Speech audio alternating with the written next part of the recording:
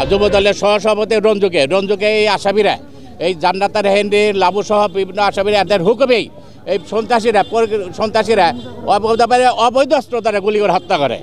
এই হত্যার পরিপ্রেক্ষিতে আওয়ামী লীগ অফিসের সম্মুখেই তাকে গুলি করে হত্যা করে ফেলে রাখে। শুধু হত্যাই করে, গুলি করে নাই।